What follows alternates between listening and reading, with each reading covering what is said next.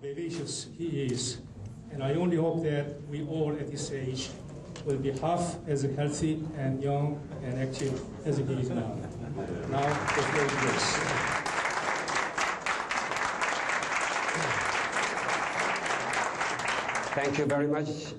존경하는 유엔 반기문 사무총장님, 너그러우신 초청인 최영진 한국 유엔 대사님, 모든 대사님과 신사숙녀 여러분, 많은 세계 지도자들 앞에 서게 됨을 무한한 영광으로 생각합니다. 제가 불안하지 않다면 거짓이고, 오늘 저는 하나의 메시지를 가지고 왔습니다. 저는 오늘 제가 40년 동안 항상 생각하고 말하고 생활로 매일 실천한 비전을 전달하러 왔습니다. 비전은 우리 인류 사회를 재건하는 데 힘을 주는 꿈이요. 모든 사람들에게 매 숨쉬는 순간 기쁨을 줄 수 있는 소망입니다. 헬런 켈러에게 기자가 앞을 보지 못하는 소경의 인생보다 더 어려운 인생이 있다면 무엇이겠습니까? 라는 질문에 그녀는 눈 뜨고 안목이 없는 사람입니다. 라고 대답했다고 합니다. 저는 태권도를 62년 동안 수련해왔습니다. 태권도만 했기에 머리에 든 게 별로 없습니다. 저는 태권도를 미국 국회의원들에게 무상으로 42년 동안 가르쳐왔습니다. 지금도 가르치고 있습니다. 그 이유는 첫째, 미국이 한국 전쟁 때 한국의 자유를 보장해 주어 그것을 보답하는 의미였고, 두 번째는 내가 언젠가 현 사회제도와 너무나 어긋나는 이상을 발표할 때를 대비하여 그때 절 비평하는 사람들로부터 미국 대통령과 국회의원들이 줄리는 절대로 나쁜 사람이 아니다 라는 것을 지원받기 위해서 준비했습니다. 만약에 제가 현재 살아가는 사람들에게 듣기 좋은 말만 한다면 세상을 고칠 수가 없을 것입니다. 우선 어떻게 무술이 인생 철학인가 라는 설명을 드리겠습니다. 주먹으로 때리고 발길로 차는 것이 어떻게 철학이 되겠습니까? 제가 처음에 태권도를 하면서 철학이라는 말을 들었을 때 말도 안 되는 소리라 생각했습니다. 35년 전에 제가 블랙벨트라는 잡지에 칼럼을 쓸 때 그 잡지 편집인이 무술이 어떻게 철학이라고 정당화될 수 있느냐라는 기사를 부탁받았을 때 아래와 같은 이론을 학술적으로 전개했습니다. 나는 그래서 며칠을 연구하여 태권도 챔피언이 되려면 7가지 체격이 구비되어야 하고 거기에 병행하는 덕격도 7가지요. 직격도 7가지입니다. 그것은 무술뿐 아니라 모든 스포츠에 적용됩니다. 우선 첫째 챔피언은 주먹과 발차기의 속도가 빨라야 하는 것처럼 인간의 챔피언은 생각의 속도가 빨라야 합니다. 사업가의 챔피언이 되려면 신속히 변하는 마케팅 현황을 신속히 파악하는 것입니다. 두 번째는 육체적인 인내력이 있어야 합니다. 인간 챔피언은 불굴의 노력이 있어야 합니다. 사업가는 끈기가 있어야 합니다. 이 제목을 갖고도 2시간 강연을 해야 하는데 오늘은 말씀드릴 내용이 많아서 5분 내에 끝내도록 하겠습니다. 세 번째는 타이밍입니다. 알리와 같이 싸울 때 적시에 공격하는 그 타이밍. 알리는 차지는 않지만 태권도는 주먹으로 지르고 발로 차는 무술입니다. 그에 부합하는 인간 챔피언은 시간 엄수, 또 사업가는 정시 배달하는 습관입니다. 그것이 상품이든 서비스이든 정시에 배달하는 것입니다. 네 번째는 주먹의 힘입니다. 인간 챔피언은 지식이 있어야 합니다. 문제는 교육입니다. 우리는 새로운 교육의 방침이 필요합니다. 미국 독립전쟁 때 영국군에 잡힌 미군 포로가 죽기 전에 마지막 소원을 말하라 하니 나는 나라를 위해 바칠 생명이 하나뿐이 없다는 사실을 유감으로 생각한다 라고 말하였습니다. 그 영웅의 이름이 무엇입니까? 보스턴 매사추세츠주의 25명의 초등학교 6학년 학생에게 질문하였습니다. 그 답을 할 수 있는 학생이 아무도 없었는데 일본에서 이민 온 학생이 손을 들어 대답하기를 1776년 네이튼 헤일입니다. 모든 학생들은 인상이 깊었고 선생님은 미국 학생이 한 명도 답을 못해 부끄러웠습니다. 그래서 다음 선생님은 미국 학생 중 답할 수 있는 학생이 나오기를 바라며 좀 더 쉬운 질문을 하였습니다. 또 하나의 미국의 독립전쟁 영웅이 있었는데 독립전쟁 직전에 많은 미국 사람들은 싸우기를 두려워했습니다. 그러나 이 영웅의 강연을 들은 사람들은 사기가 충천하여 당장 싸울 준비가 되었습니다. 그분의 연설 내용은 쇠사슬과 노예와란 대가를 치르고 사야 할 만큼 우리의 목숨이 그렇게도 소중하고 평화가 그렇게도 달콤한 것입니까? 전능하신 하나님, 그런 일은 절대로 없게 해주십시오. 다른 사람들이 어떤 길을 택할지 모릅니다. 그러나 내 입장은 이것입니다. 나에게 자유가 아니면 죽음을 달라 라고 했습니다. 그분이 누구입니까? 라고 질문하였습니다. 그때도 역시 아무도 답을 못하고 일본 아이가 손을 들어 답하기를 1975년 패트릭 헨리라고 답하였습니다. 교실은 아주 조용하였고 한 15초 후에 뒷자리에 한 학생이 욕을 했습니다. 그러자 선생님은 누가 그런 소리를 하였느냐? 라고 외쳤습니다. 그때도 일본 아이가 손을 들어 1985년 리 아야 코코라고 대답을 했습니다. 이 농담의 중심은 일본에 차를 수입하는 사람을 욕할 것이 아니고 우리 교육 방침을 더 발전시켜야 한다는 것입니다. 그러하니 교육 방침을 더 발전시킵시다. 우리 옛날 한국 격언에 곡식은 1년이 걸리고 아름다운 나무가 성장하려면 10년이 걸리고 사람을 만들려면 50년이 걸린다고 하였습니다. 지금 어떻게 해서 179개 국가에 태권도가 전파되었는지 말씀드리겠습니다. 제가 1962년에 미국 워싱턴에 왔을 때 세계에서 모인 대사님들에게 편지를 썼습니다.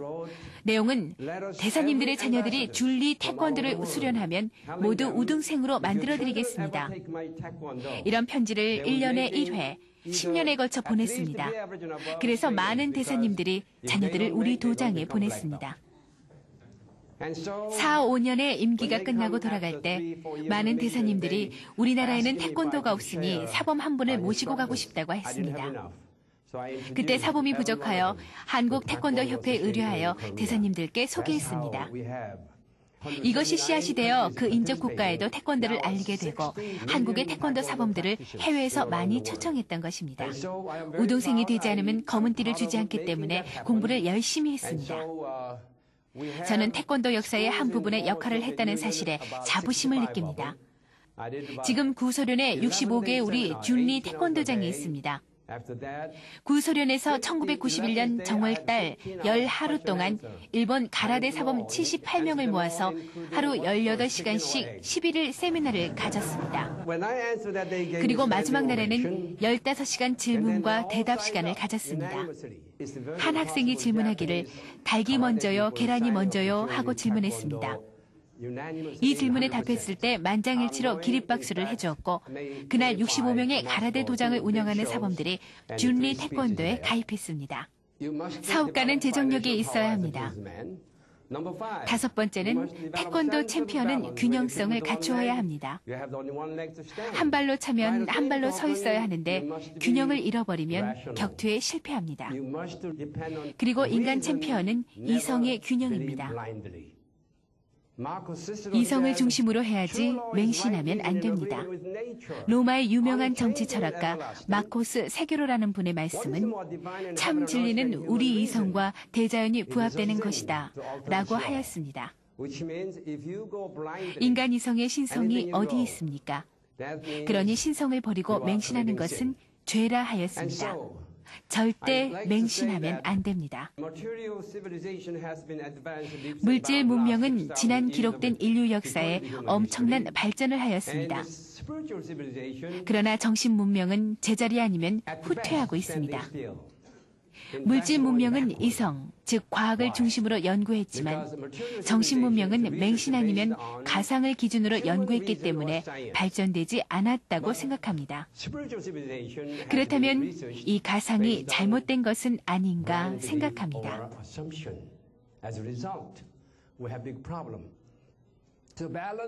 사업 챔피언은 수요와 공급이 균형이 잡혀야 합니다. 앞서 인간 챔피언은 힘도 있고 두뇌도 있는데 양심이 없으면 아주 위험한 인물이 되겠습니다. 또 머리도 있고 양심은 있는데 힘이 없으면 사회적 활동을 왕성하게 할 수가 없습니다. 그래서 채덕지가 균형이 잡히면 인간으로서 완성 인간이 되는 것입니다. 인간 완성의 정의는 전지전능한 것이 아니고 내가 나쁘다고 생각하는 것은 절대 행하지 않는 것입니다. 여섯 번째는 태권도의 챔피언은 육체의 유연성이 있어야 합니다. 유연성이 있어야 높이 찰 수 있고 또 인간 챔피언은 아주 너그럽고 친절해야 합니다. 내 종교만 천당에 가고 다른 사람의 종교는 모두 지옥에 간다고 하면 안 됩니다. 사업 챔피언은 환경에 대한 적응성이 있어야 합니다. 일곱 번째는 태권도 챔피언은 자세가 좋아야 합니다. 제가 지금 76세인데 자세가 좋습니까? 그 이유는 제가 10년 동안 연구하여 금년에 특허를 받은 준리의 자세라는 끈을 발명했습니다. 그것을 항상 착용하고 있습니다. 저는 앞으로 직접 소매할 것이 아니고 각 나라의 문교부 장관에게 장래의 지도자들을 위해서 정부에서 구매하여 학생들에게 무료로 보급하여 학생들의 자세를 고치는 프로그램을 추진할 계획입니다. 이 세상이 삐뚤어진 이유는 사람의 몸이 삐뚤어지고 마음이 삐뚤어졌기 때문입니다. 만약 자세가 곧으면 자신 있고 건강하며 아름답게 보일 것입니다. 이 문제는 제가 40년 동안 연구하고 고민했던 것입니다. 항상 자세를 곧게 하는 습관을 기르십시오. 인간 챔피언은 정직해야 합니다. 인간의 미는 정직에서 나옵니다. 자세가 좋으면 옆차기를 하면 좋은 모양이 나오는 것과 같이 정직한 사람의 모습은 아름답게 보일 것입니다. 엉덩이를 빼고 옆차기를 하면 매우 흉하게 보입니다. 사업가는 정도 경영을 해야 합니다. 누구나 다 말로서는 할 수 있지만 실천으로 옮길 수 있는가 하는 것이 문제입니다. 제가 76세이지만 그동안 얘기한 체격에 대해서 직접 시연해 보도록 하겠습니다. 여기 젊고 속도가 빠른 분 계십니까? 아하, 감사합니다.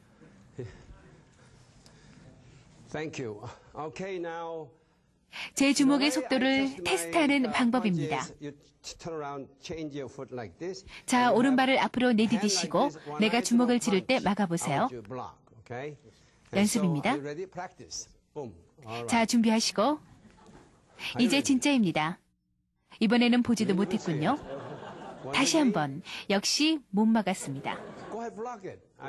이분은 동기가 필요합니다.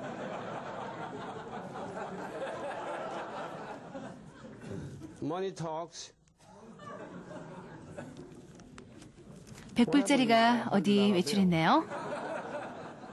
10불짜리는 안 되겠고 100불짜리는 되어야 하는데 여기 있네요. 자,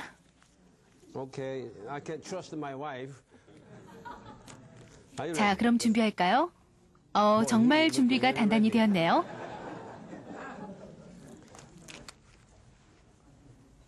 역시 못 막았습니다.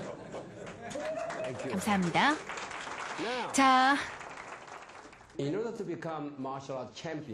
인내심이 있어야 챔피언이 될 수 있기 때문에 제가 지금부터 60초 동안 100번 팔굽혀펴기를 하겠습니다.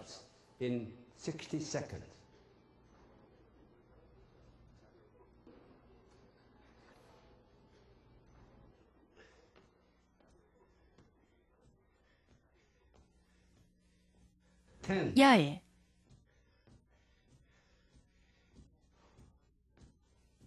20,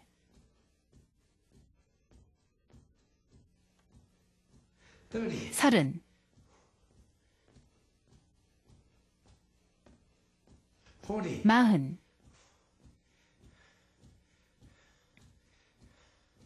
50,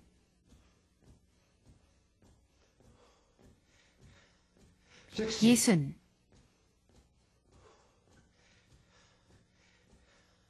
70,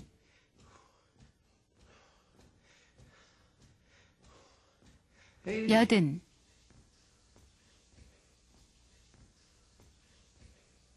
90,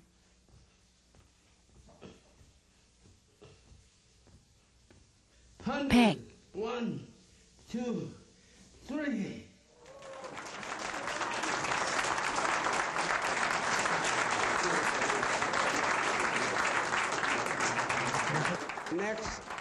다음에는 주먹의 힘을 보여드리겠습니다. 송판이 3장 있습니다. 아인슈타인 씨 오셨습니까? 이리로 나와주십시오. 여러분, 아인슈타인 씨의 손자 스티븐 아인슈타인입니다.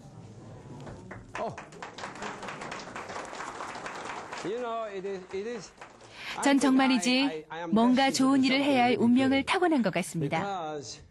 오늘 아인슈타인 박사님이 금주의 타임즈의 표지에 나오셨습니다. 우리가 친구가 된 지 한 달밖에 안 되었는데 이분에게 송판을 잡아달라고 하는데 이분이 금주의 타임즈 표지에 나왔습니다. 비슷하게 닮았죠? 당신의 IQ가 얼마가 되느냐고 물으니 모른다고 하고 아들의 IQ는 190이라고 합니다. 그럼 당신도 비슷합니까? 하니 비슷하다고 하더군요. 한 달 전에 월가의 50명의 거물에게 연설을 할 때 이분께서 그 자리에 참석을 하셨습니다. 저는 브루스리에게 태권도 발차기를 가르치는 영광을 가졌었습니다. 권투 선수 무하마드 알리에게는 주먹 지르기의 기술을 가르치는 영광을 가졌었는데 그 주먹 기술을 에큐 펀치라 불렀습니다. 1976년 독일 뮌헨에서 그분이 영국의 챔피언인 리차드 던과의 방어전에서 1회전에 그를 KO시킨 후 스포츠 기자들이 그게 무슨 펀치냐고 질문하니 대답하기를 워싱턴의 준리 대사범이 가르쳐주신 에큐 펀치라고 대답했습니다. 이것을 잡으십시오. 이렇게 해야 당신과 함께 카메라에 나올 수 있을 것입니다. 멀리서 펀치를 하는 것은 쉽습니다. 그러나 아주 가까이에서 허리를 틀어서 순식간에 칠 때 막을 수가 없습니다. 그리고 10021 클럽이라는 뜻은 100년의 지혜가 깃든 21세의 젊음이라는 뜻입니다. 앞으로 이 조직이 전 세계에 퍼지기를 바랍니다. 우리가 진리로 살면 스트레스가 없어서 모두가 100년을 살 수 있습니다. 자, 이렇게 가까운 25cm쯤의 거리에서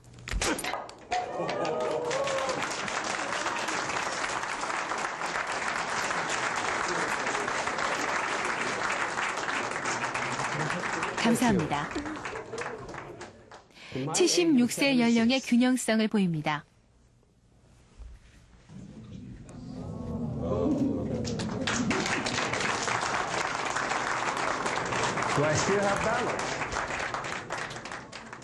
제가 3년 전에 중풍을 맞았습니다.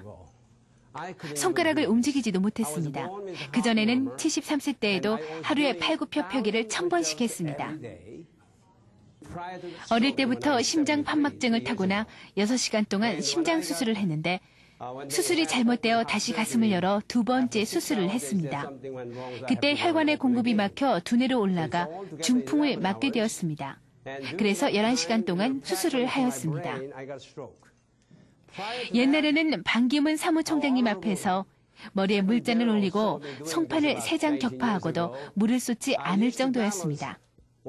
지금은 아직도 왼쪽 다리가 저려서 그렇게까지는 못합니다. 사무총장님 앞에서 말을 꾸며서 할 수 없다는 것은 여러분이 잘 아실 것입니다. 그 다음에 이 물잔에는 백악관과 국회 그림이 있는데 이 컵을 사용하는 뜻은 암암리의 백악관과 국회에서 국가 예산을 내가 물잔의 균형을 잡는 것처럼 국회에서도 예산의 균형을 잡아야 한다는 뜻이 담겨 있습니다. 그래서 전 이 컵을 가지고 다닙니다. 그러면 지금부터 제가 얼마나 유연한가를 보여드리겠습니다.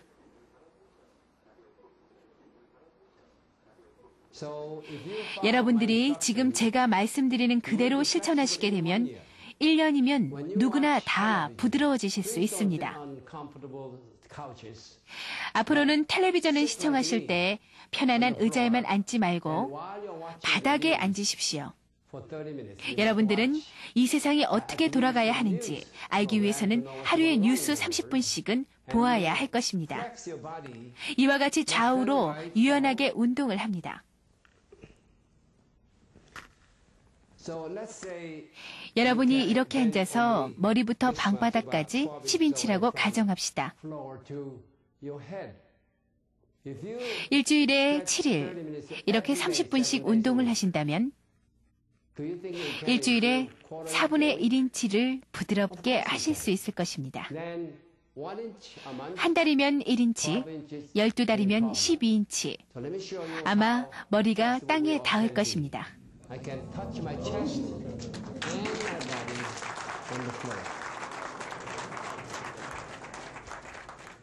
길에서 싸움이 나서 방어할 때 항상 부드러운 상태에 있어야지 싸우기 전에 내 몸 좀 풀어야 하니 잠깐 기다려달라고 할 수는 없을 것입니다.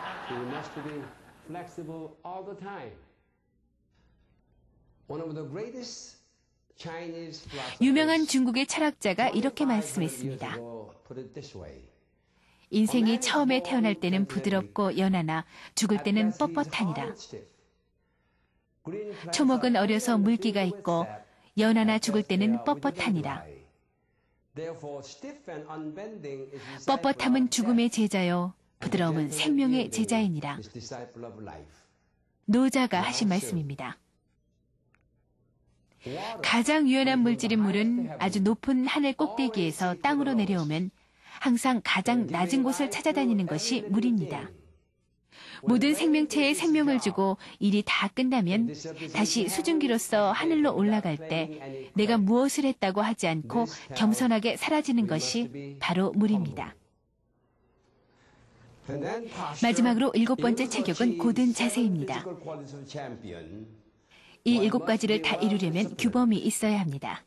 1983년에 제 아들 천우가 17살 무렵 하루는 제가 조지 워싱턴 대통령이 어렸을 때 내용을 책에서 읽었는데 한쪽 페이지에 조지 워싱턴이 9살 때 아버지가 집으로 돌아오시면 항상 자리에서 일어나서 인사를 했습니다. 우리 아들 천우는 나에게 그렇게 인사한 적이 없었습니다. 그런데 그런 예절을 읽었을 때 저는 그 예절이 미국의 규범에도 있는 줄 몰라서 아들에게 가르치지 않았습니다. 저는 아버지에게 이런 예의 범죄를 지켰지만 이 예절이 한국의 풍습인 걸로만 생각하고 미국 풍습이라고 생각해보지도 않아서 아들에게 가르치지 않았습니다. 우리 미국 아이들에게 가르쳐야 되겠다는 결심을 하여 제 아들에게 읽어보라고 주었더니 책을 읽어본 다음에 아들이 어쩌란 말이지요? 라고 질문해서 나는 옛날에 아버지가 집에 들어오시면 자리에서 일어나서 인사를 드렸다. 이제 너도 아버지가 일 끝나고 돌아오면 일어서서 반기는 모습을 보여주어야 하지 않겠느냐. 우리 집으로부터 시작하여 미국 전역에 잊어버린 이 좋은 풍습을 회복시키자 하였습니다. 그랬더니 아들이 아버지 그것은 너무 어색합니다. 이제까지 안 가르쳐 준 것을 어떻게 어색하게 하겠습니까? 그래서 저는 이것이 습관이 되면 오히려 하지 않는 것이 더 어색할 것이다. 아들 천우는 마지못해 약속을 했습니다. 다음 날 5시 30분에 집에 돌아왔습니다. 집에 들어설 때 쾅 하고 문을 닫았습니다. 제가 들어오는 것을 알리려고 말이죠. 그때 아들 천우는 TV를 비스듬히 누워서 보다가 저를 보고 이렇게 쳐다보더니 다시 TV 쪽을 보고 일어나지 않았습니다.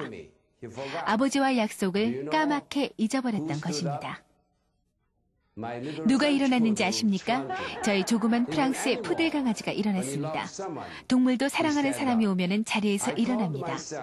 저는 아들에게 이 개는 유치원도 다니지 않았고 너는 이제 곧 대학에 갈 거고 나와 약속까지 했고 이 개는 약속도 하지 않았는데 일어났다. 라고 말했습니다. 우리 아들은 인성예절 시합에서 강아지에게 졌기 때문에 어쩔 줄 몰라 했습니다. 저는 우리 학생들과 학부모들에게 3가지 교육의 금칙을 가르치고 있습니다. 첫째는 모범 실천을 합시다. 둘째는 미소로 교정해주는 것을 절대 잊어버려서는 안 됩니다. 언제까지? 배울 때까지가 아니고 그것이 습관이나 기술이 될 때까지입니다. 세 번째는 계속 모범 실천을 보여줘야 합니다. 부모들이 모범을 철저하게 실천하면 여러분들의 아이들은 하버드의 박사만 되는 것이 아니고 아주 훌륭한 성인이 되는 것입니다. 그러하니 우리 아이들을 성인으로 만듭시다. 다음으로 무엇이 인생의 공동 목적인가? 라는 제목입니다. 역사적으로 이 질문에 대한 답이 없습니다. 이 답은 60억 인구가 한 사람도 빠짐없이 공감해야 합니다. 한 사람이라도 동의하지 않으면 이 답은 틀린 답인 것입니다. 우리가 이 답을 몰랐던 것은 너무나 쉬웠기 때문에 몰랐던 것입니다. 그 답은 바로 행복입니다. 인생의 공동 목적은 행복입니다. 여러분들이 세상 만사는 세웅지 마라, 모든 일은 앞으로 더 잘 되려고 일어나는 것이다 라는 철학으로 살면 앞으로 절대로 걱정하실 일이 없습니다. 첫째 예를 들면 한 20년 전쯤 플로리다 비행기 80호가 워싱턴 14가 다리에 떨어져 많은 사람이 죽은 것을 기억하실 것입니다. 제가 바로 그 비행기를 1년에 4번씩 템파 플로리다의 검은띠 심사를 위해 여행하던 비행기였습니다. 제가 2초 늦어서 그날 비행기를 놓쳤다고 가정합시다. 제가 100만 불짜리 계약 때문에 그곳에 가려고 했다고 가정합시다. 그곳에 가서 쌓일만 하면 저는 100만 불을 버는 것입니다. 2초 늦어서 그 비행기를 놓쳤다고 가정합시다. 그 당시 저는 세상 만사는 세웅지 마라 생각했습니다. 다소 실망하면서 집으로 운전하며 돌아오는 도중에 라디오 뉴스를 들었는데 그 비행기가 14가에 떨어져 많은 사람이 사망했다는 것입니다. 만약 제가 늦지 않았더라면 저는 그때 사망했을 것입니다. 또 하나의 예는 10년 전 장킴이라는 친구가 달라스에서 5만 불짜리 봉급을 받고 있었는데 그 직장에서 해고를 당했다는 것입니다. 저더러 도와달라고 했을 때 저는 걱정하지 말아라. 모든 일은 다 잘 되려고 그러는 것이다. 라고 말하며 조언해주고 나도 최선을 다해 직장을 알아볼 테니 당신도 열심히 한번 알아보라고 했습니다. 2주일 후에 6만 불 받는 직장을 찾아서 전화를 했더니 이 선생님 말씀 감사합니다. 저는 지금 10만 불 받는 직장을 찾아서 일하고 있습니다. 라고 말을 했습니다. 만약에 5만 불짜리 직장에서 계속 일했더라면 그 10만 불짜리 직장을 구하려고 절대로 노력하지 않았을 것입니다. 그러니 오늘 이 순간부터는 무슨 일이 생기더라도 걱정하지 마시고 기뻐하십시오. 항상 모든 나쁜 일도 다 잘 되려고 일어난다고 생각하십시오.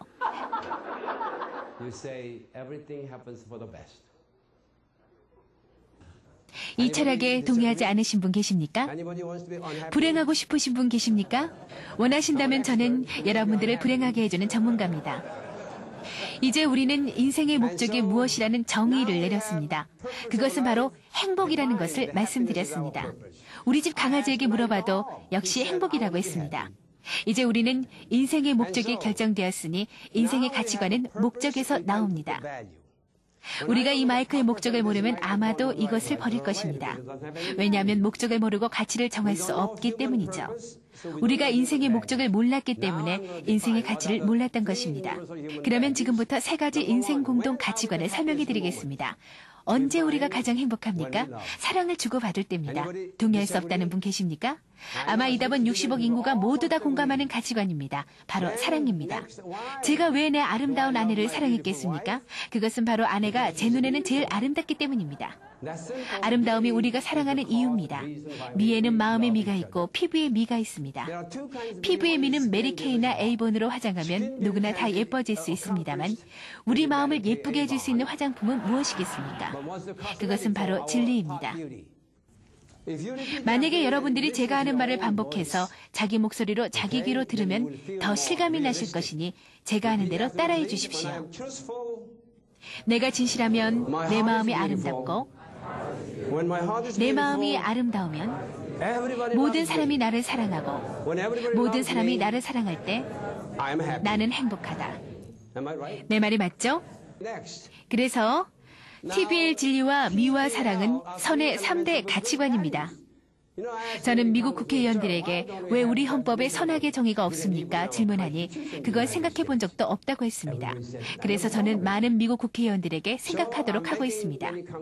이 세 가지 가치관을 우리가 아는 것만으로 만족해서는 안 되고 그것을 항상 실천해야 하는 것입니다. 그래서 오늘 강연하는 제목은 이 어려운 세 가지 실천 철학으로 고칩시다 하는 제목입니다. 그러면 우리는 왜 불행하냐? 우리가 거짓말하면 우리가 취해지고 우리가 취해지면 모든 사람이 증오하고 모든 사람이 증오하면 우리는 불행하다라는 결론이 나옵니다. 인류 사회의 유일한 죄는 거짓말입니다. 그 외에는 죄가 없습니다.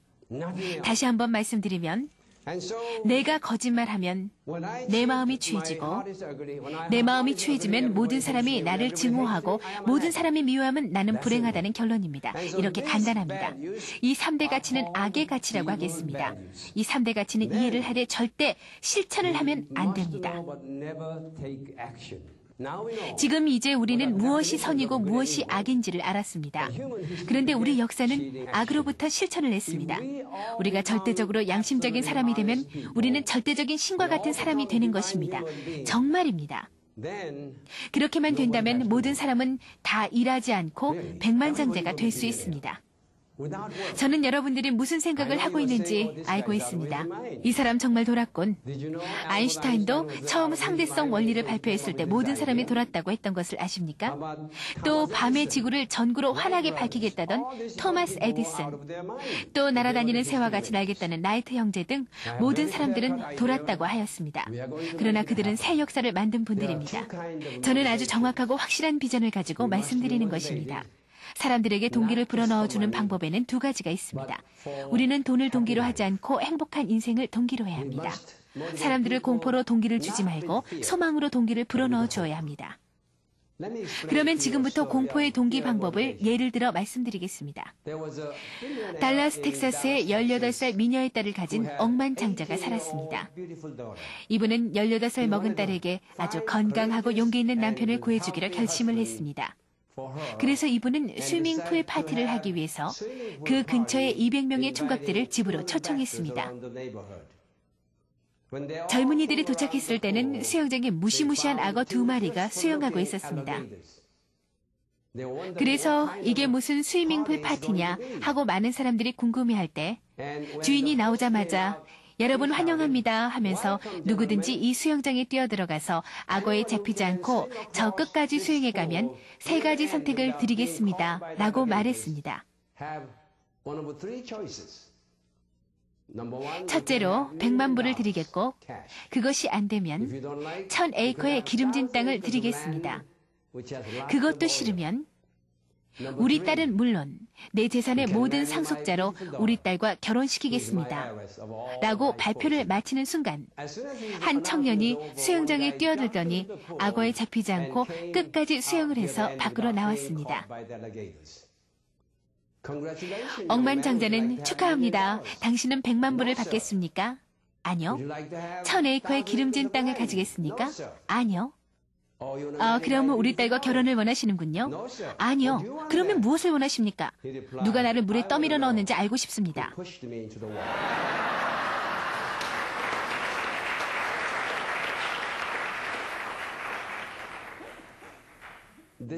이것이 바로 사람들은 공포의 동기를 주면 응하지 않는다는 것입니다. 다음에는 희망의 동기입니다. 21살 된 제 손자 제시가 존스 홉킨스 대학 졸업반입니다. 제시가 4-5살 때 항상 할아버지 집에 와서 하이 인사를 하면 저는 항상 군밤을 세게 때렸습니다. 그러면 아우 아프다 하며 인상을 씁니다. 저는 아프긴 뭐 아파 하며 20불짜리 돈을 꺼내어서 내가 한번 더 때리게 해주면 20불을 주겠다니까. 4살 먹은 아이도 1초의 고통을 참으면 20불을 번다는 그 가치를 알고 때려주십시오 라며 머리를 쑥 내민다는 것입니다. 그러니 우리는 소망에 의한 동기를 불어넣어줘야 합니다. 다음, 이 지구의 물질적인 가치도 진미애라는 것을 발견했습니다. 진미의 이상을 가진 조물주께서 다음과 같이 이 지구를 만들었습니다. 제일 먼저 기를 만들었고 그 기의 목적은 운동이요. 운동의 목적은 열이요. 열의 목적은 빛이었습니다. 그 다음에 물질을 창조하셨는데 바로 기체, 액체, 고체를 만들었고 다음으로 그 위에 식물, 동물, 인간을 만들었습니다. 운동과 열과 빛을 공부하는 학문을 물리학이라고 하죠. 기체와 액체와 고체를 공부하는 학문을 화학이라고 합니다. 물리학과 화학은 광물성을 공부하는 과학이니 이는 진리의 가치를 함유하고 있습니다. 그러기에 이 지구는 진리의 가치가 있다는 것입니다. 식물성은 진리와 미의 가치를 함유하고 있죠. 동물성은 진리의 가치와 미의 가치와 사랑의 가치를 함유하고 있습니다. 그러니 인간은 진리와 미와 사랑의 실체가 되어야 된다는 것인데 그 뜻은 진리요, 미요, 사랑의 가치가 머리의 두뇌에만 입력된 것이 아니라 모든 세포에는 두뇌에 입력될 때 우리 모든 사람은 진리요, 미요, 사랑을 무의식 중에 실천하게 될 것입니다. 그것을 우리는 습관이라고 합니다. 그래서 이 에너지의 공간은 빈 공간이 되고 완성된 인간이 그 자리를 차지하는 것입니다. 조물주는 우리의 진리요, 미요, 사랑으로 만들었기 때문에 우리도 진리요, 미요, 사랑의 실체입니다. 그래서 모든 사람은 완성 인간이 되어서 완성 인간은 좀 전에 말씀드렸지만 절대 알면서 실수하지 않는 거짓말하지 않는 사람을 말하는 것입니다. 전지전능한 것이 인간 완성의 정의가 아니고 절대 거짓말을 하지 않는 사람이 완성 인간이라는 것을 말씀드립니다. 우리가 만약 전지전능해야만 완성한다고 하면은 모든 사람들이 기가 빠져 완성하려는 노력의 힘이 생겨나질 않을 것입니다. 우리는 가능성 있는 새로운 완성의 정의를 내려야 됩니다. 절대로 알면서 실수하지 않는 사람입니다. 그러면 지금으로부터 무술의 철학을 말씀드리겠는데 웹스터 영어 사전에 보면 오른쪽은 선이라는 말이 되고 왼쪽은 악이라는 말이 있습니다. 스페인어도 역시 왼쪽은 시니스터, 악이라는 말입니다. 러시아어로도 라레보라는 말은 왼쪽이라는 말인데 역시 비겁하다는 말이 됩니다. 한국말도 역시 오른손 오른길, 왼손 외딴 놈, 왼쪽은 나쁘다는 말입니다. 참 재미있는 현상 아닙니까? 이 모든 언어가 다른 사람, 다른 시대에 나왔는데도 왼쪽이 악이라는 것은 보편적으로 사용되어 왔습니다. 그리고 구소련이 우리는 좌익이라고 하였습니다. 참 그것도 재미있는 사실 아닙니까? 그러면 지금 우리 두 사범을 소개합니다.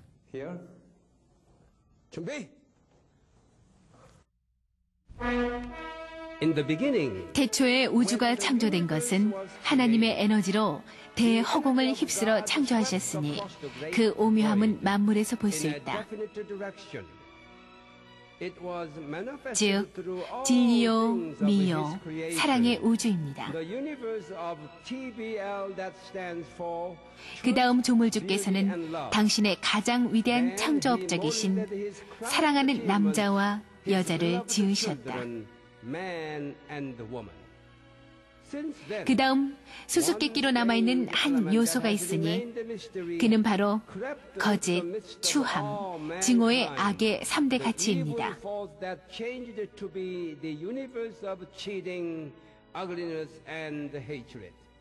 우리의 왼손을 그 악의 상징으로 합시다. 죄악의 왼손이 정의의 오른손을 싸잡는 동작은 인류 최초의 가인이 아벨을 살해한 것과 같이 악이 선을 정복하는 것을 보여줍니다.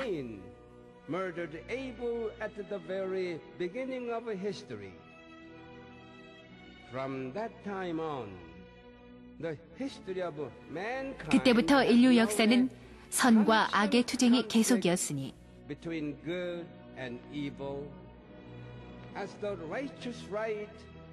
이는 죄악의 왼손과 정의의 오른손이 부딪히는 동작으로 보여줍니다. 오로지 우리의 소망은 조물주의 절대적인 사랑의 힘과 진미애를 실천하는 성인들의 힘으로 모든 악을 이 우주 밖으로 퇴출하여 진리요, 미요, 사랑만을 실천하는 인류 사회를 구성할 때 거기에는 거짓도 없고 추함도 없고 증오도 없을 것이다. 그러면 모든 사람들은 평화스럽고 행복한 사회를 이루어 매 숨쉬는 순간 기쁜 지구촌이 될 것이니 이를 정의의 오른손이 죄악의 왼손을 싸잡는 동작으로 보여준다. 정의의 힘.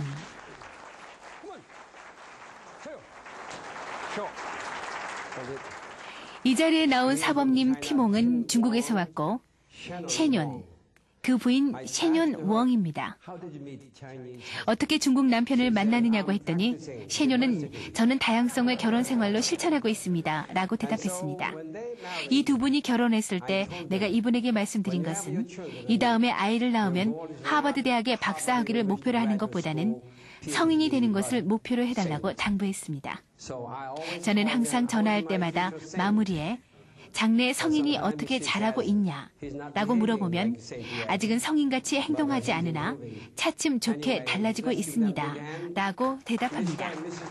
시범을 보여주신 티몽과 셰뇽입니다.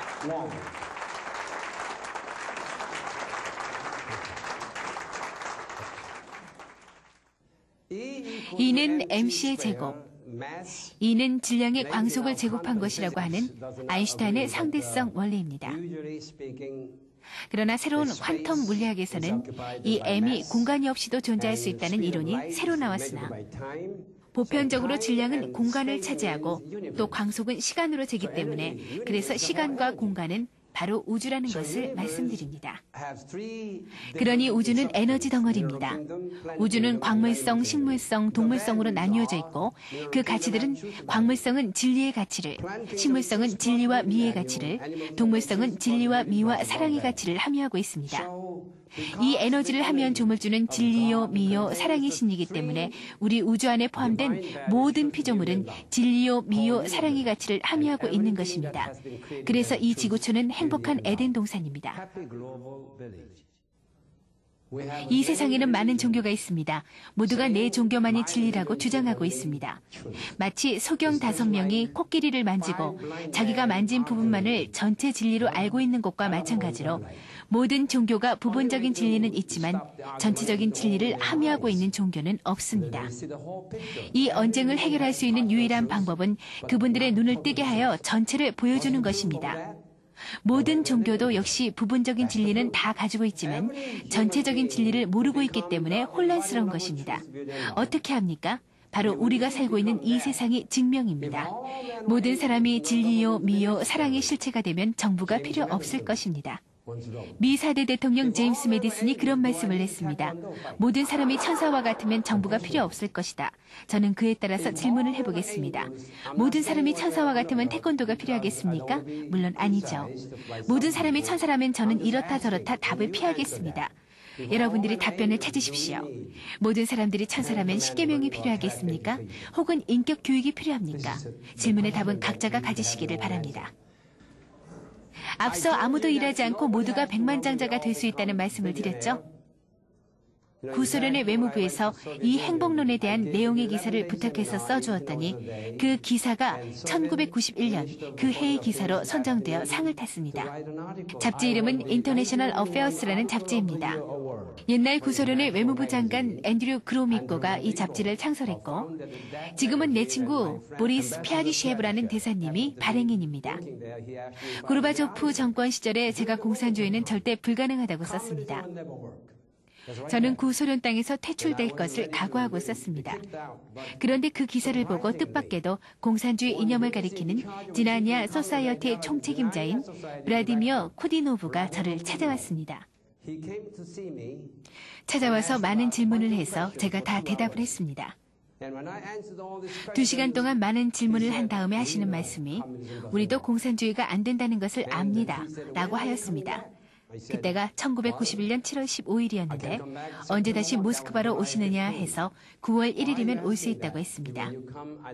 왜 그것을 묻느냐고 했더니 그때 오시면 저하고 큰 도시를 다니며 공산주의 이념을 가리키는 모든 선생들에게 준리 씨의 이념인 행복주의를 가르쳐 주십시오. 라고 했습니다. 그때 저는 행복주의는 공산주의와 비슷한 자유공유주의라고 했습니다. 그것이 어떻게 가능한가를 설명하겠습니다. 1929년에 미국 농부의 숫자는 3천만이었는데 그 3천만이 1억 인구를 먹여 살렸습니다. 농부 한 사람이 3, 4명의 식량을 생산했습니다. 70년 후인 2000년에는 300만 농부가 3억 인구를 먹여 살리니 한 농부가 생산하는 양은 100사람이 먹을 수 있는 양입니다. 만약에 한 농부가 100사람의 식량을 생산한다면 한 사람의 의복을 생산하는 노동자가 100사람의 옷을 만드는 것은 옷은 먹어서 없어지지 않으므로 훨씬 더 쉽습니다. 건물은 한 사람이 일을 하여 100사람이 살 수 있는 집을 건축하는 것은 훨씬 더 쉽습니다. 왜냐하면 건물을 잘 지으면 500년도 갈 수 있기 때문입니다. 그 다음 우리는 의식주 위에 비행기, 자동차, 컴퓨터 등을 만들기 위한 한 사람의 8시간 노동이 필요합니다. 4사람의 8시간이면 32시간, 32시간을 분으로 따지니까 1920분이었습니다. 만약에 4사람이 일을 하면 한 사람 앞에 8시간을 일을 해야 되지만 100사람이 다 같이 참여하면 한 사람이 19분만 일을 하면 100명이 누구나 다 같이 백만장자같이 살 수 있다는 결론입니다. 제 숫자를 지금 이해하고 있습니까? 19분도 일이 아닙니다. 왜냐하면 요리하는 것도 예술이요. 옷 만드는 것도 예술이요. 집 짓는 것도 예술이고 무엇이든 창조하는 것은 다 예술이기 때문입니다. 그래서 예술의 세계를 말하는 것입니다. 그것이 바로 조물주가 우리 인간을 위해 설계하신 것입니다. 우리 인류 사회에 문제가 이렇게 많다는 것은 모든 사람이 다 거짓말하고 속이기 때문입니다. 그래서 군인이 있어야 되고 국내에는 순경이 있어야 되고 또 변호사도 계리사도 있어야 합니다.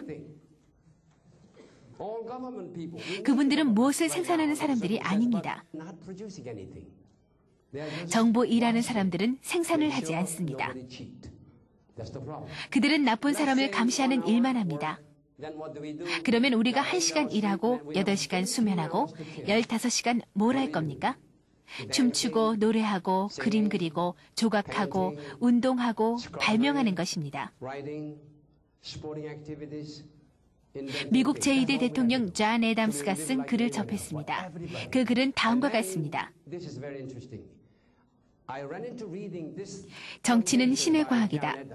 나는 정치와 전쟁을 공부해야 되는데 그 이유는 우리 자손들이 수학과 과학과 철학을 공부할 수 있는 자유를 보장해주고 더 나아가서는 그들의 자손들에게 그림 그리고 시를 쓰고 음악을 하고 조각 등의 예술을 할 수 있는 자유를 보장하기 위한 것이다.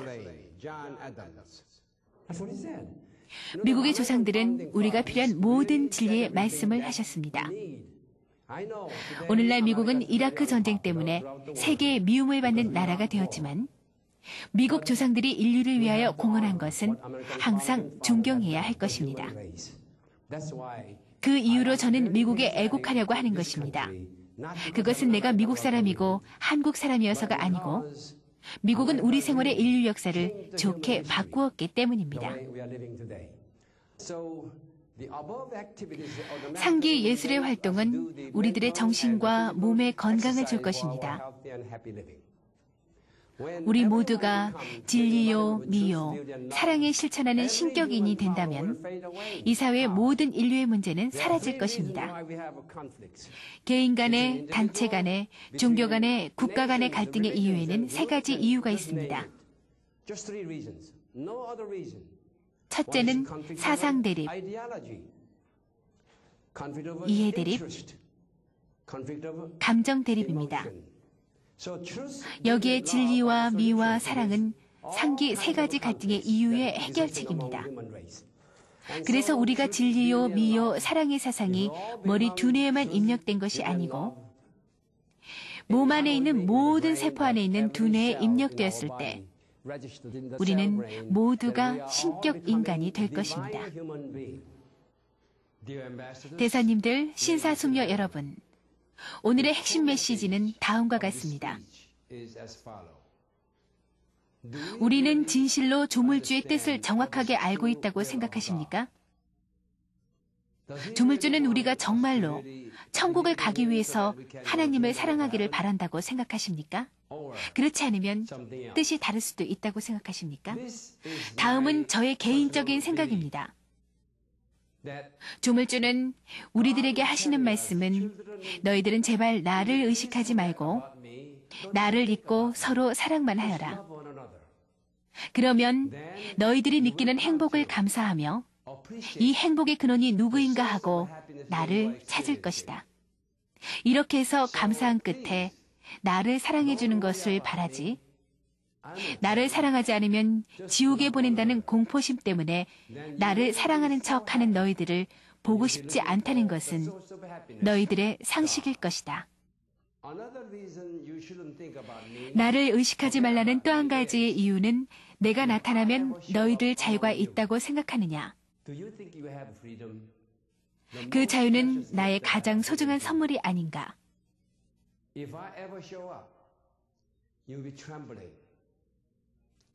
옛날 왕국 시절에 임금님만 나타나도 너희들은 공포에 쌓여 덜덜 떨었던 것을 기억하는가? 그 이유는 왕은 너를 죽일 수도 있고 백만장자로도 만들 수 있는 힘을 가졌기 때문에 무서웠던 것이 아닌가? 내가 만약에 나타나면 너희들에게 자유가 있겠는가? 그것이 다른 또 하나의 이유이기 때문에 나를 의식하지 말고 서로 사랑만 하라는 것이다. 제발 나를 의식하지 말라. 미국의 가장 현명하신 건국 조상 중에 한 분인 조지 메이슨이 아래와 같이 말하였습니다. 자유는 조물주가 준 것이지 정부가 준 것이 아니다. 즉 정부의 목적은 그 자유를 보호하는 것이지 파괴하는 것이 아니다. 라고 조지 메이슨은 말하였습니다. 하나님의 목적은 우리의 행복을 위하여 자유를 보장해 주시는 것입니다. 제가 토마스 제퍼슨의 기념관에 방문했을 때 한 벽에 새겨져 있는 제퍼슨의 지혜의 말씀을 읽은 적이 있습니다. 그건 바로 아래와 같습니다. 나는 법과 헌법을 고치는 것을 주장하는 사람은 아닙니다. 그러나 법과 기관은 사람의 마음의 발전에 의해서 병행해야 한다고 생각합니다. 우리의 마음이 발달되고 새로운 지혜와 진리를 깨닫고 새로운 발명과 환경에 따라 사람들의 의견이 바뀔 때는 기관은 역시 시대에 따라 달라질 필요가 있다고 생각합니다.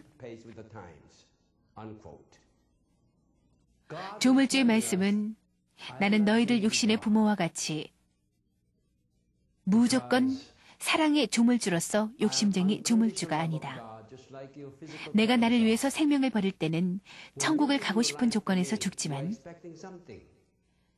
친구를 위해서 죽는 자는 조건 없는 사랑에서 실천하는 것이니 친구를 위해서 죽는 것 이상의 사랑이 없는 것이다.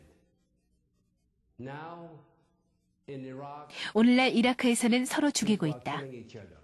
그 만행은 천국 가고 싶은 욕심 때문에 나에게 충성하려는 것이 아닌가. 이것은 큰 오해이다. 나는 사심에 가득 찬 조물주가 아니다. 너희들은 천국에 가기 위해서 나를 위해 죽는 것은 잘못이다. 네가 나를 사랑하든 미워하든 나는 너희들을 사랑하니 절대 지옥에 보내지 않을 것이다. 그러니 나를 까맣게 잊어버리고 서로 사랑만 하여라. 또 한 가지 너희들에게 물어보겠노라. 내가 너희들을 위해서 있는 왕이지 너희들이 나를 위해 있는 왕이 아니다. 라는 A왕이 있는가 하면 내가 왕이니 너희들은 나를 위해서 죽고 살아야 한다고 주장하는 B왕도 있다고 할 때 어느 왕이 참다운 왕으로 생각하는가? 물론 A왕이겠지. 그럼 그 자리에 A 하나님과 B 하나님이 있다면 어느 하나님이 좋은 하나님이겠느냐? 너희들이 상식이 있다면 무엇이 정답이라는 것을 알 수 있을 것이다.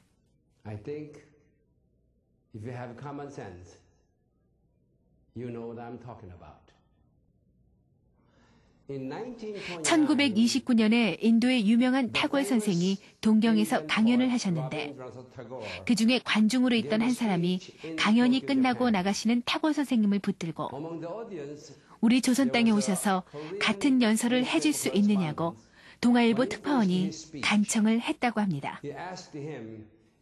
선약 때문에 그렇게는 못하지만 조선 땅의 관한 시를 한 폭 써주어 동아일보에 기재된 시가 타골 선생이 한국을 연한 동방의 등불이라는 시입니다.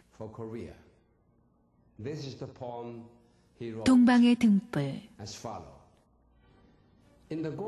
일찍이 아시아의 황금 시기에 빛나던 등불의 하나였던 코리아. 그 등불 다시 한번 켜지는 날에 너는 동방의 밝은 빛이 되리라.